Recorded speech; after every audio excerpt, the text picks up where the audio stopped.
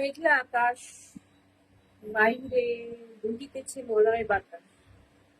মলয় বাতাস বইছে না, মৃদু বাতাস বইছে। সঙ্গে আছে আমার বই, কলম, ডায়েরি, আমার ভালো লাগা, এসব। আর কিছু অভিজ্ঞতা। অ্যাকচুয়ালি এই অভিজ্ঞতাটা যদি আমি শেয়ার করি, শুনে এত ভালো লাগবে। ইভেন অনেকের এরকম মনে হবে আমাদের চারিপাশে এরকম অনেক কিছু হচ্ছে, বা ইভেন আমার ঘরে হয়তো হয়েছে, আমি জানতাম না এরকম হয়। জাস্ট একটা ছোট্ট অভিজ্ঞতা শেয়ার করি, আই প্রমিস ভালো লাগবে। আমাদের বাড়ি হালিশহর। হালিশহর আর নৈহাটির মাঝখানে একটি এরিয়া আছে, সেটার নাম হলো বালিভাড়া। অনেকেই জেনে থাকবেন। বালিভাড়ায় এক দাদা থাকেন, তার মাকে নিয়ে। তার মা বিগত 5-6 বছর বিছানায় পড়েছিল। ফেড আপ হয়ে গেছিলেন উনি, স্টেটের বাইরে ডাক্তার দেখাতে দেখাতে। ওনার পুরো বডিটা বেডে ল্যাপটানো ছিল, শুধু হাত দুটো আর মাথাটা মুভ করতে পারতেন। লাস্টে ফেড আপ হয়ে গেছিলেন ছেলে কিভাবে মাকে সুস্থ করবেন, আর মা ফেড আপ হয়ে গেছিল কিভাবে আমি এই পৃথিবী থেকে যাবো। আর পারছিলেন না, এটা সম্ভবও নয়, তাই না?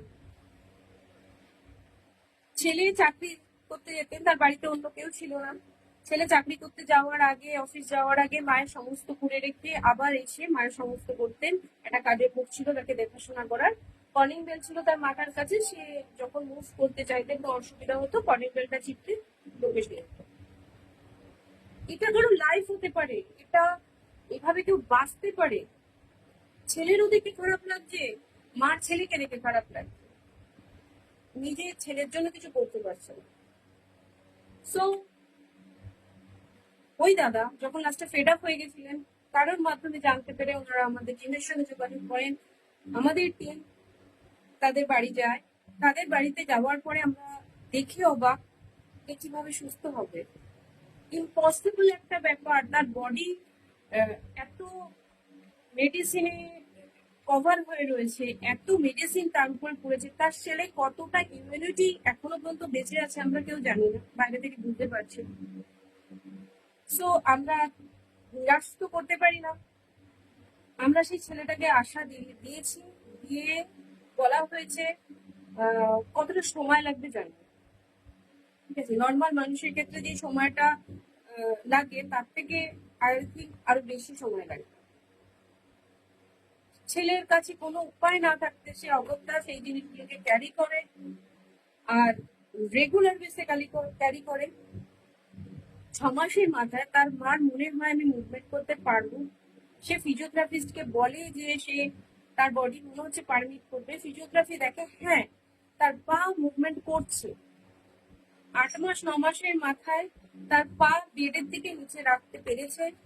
আর তারপরে যখন আমরা সেখানে ভিজিট করি, তার মা আমার এক সিনিয়র দাদাকে জড়িয়ে ধরে বলে, অনেক ধন্যবাদ, আপনি আমার পুনর্জন্ম দিয়েছেন। ভগবান তো নিজে আসে না, কাউকে পাঠায় না, কাউকে পাঠায় আপনার উপকার করার জন্য, বা এই যে মেসেজ আপনার অব্দি পৌঁছাচ্ছে না, কারো না কারো মার হাতে পৌঁছায়। আমরাও মনে করি যে আমি কারো উপকার করতে পারছি কারো হাত ধরে, এইভাবেই হয়। এত ভালো লাগা থাকে, কি কাজ করলাম, কি ইনকাম করলাম, আমার কাছে এর ইম্পর্টেন্ট থেকে এই যে ব্লেস গুলো পাওয়া না, এই যে মানুষের আশীর্বাদ গুলো পাওয়া, একটা সঙ্গ পাওয়া। মানে ধরুন অনেকে আছে না নিজের পকেটের পয়সা দিয়েও মানুষের উপকার করতে চলে যাচ্ছে। প্রচুর মানুষের আছে এখন, অনেক হেল্পফুল। আমি পয়সা দিয়ে না হোক, যেটা পয়সা দিয়ে করছি সেটা সম্পূর্ণ আলাদা কথা, কিন্তু যে উপকারটা মানুষকে সাজেশন দিয়ে করতে পারছি, আমার মনে হয় এই সাজেশনটা দিতে পেরে আমার প্রচুর ভালো লাগা আছে।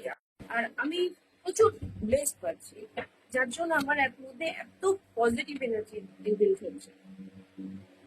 সত্যি কাজ তো সবাই করে।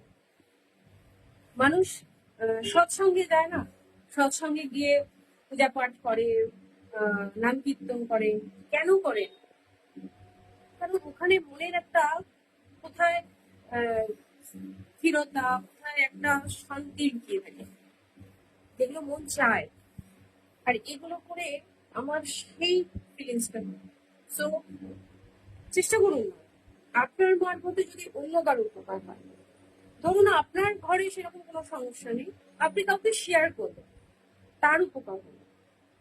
Just see, কার কার মনে হলো যে না এটা উপকারে আসতে পারে, প্লিজ কমেন্ট বক্সে ক্লিয়ার করে দিন।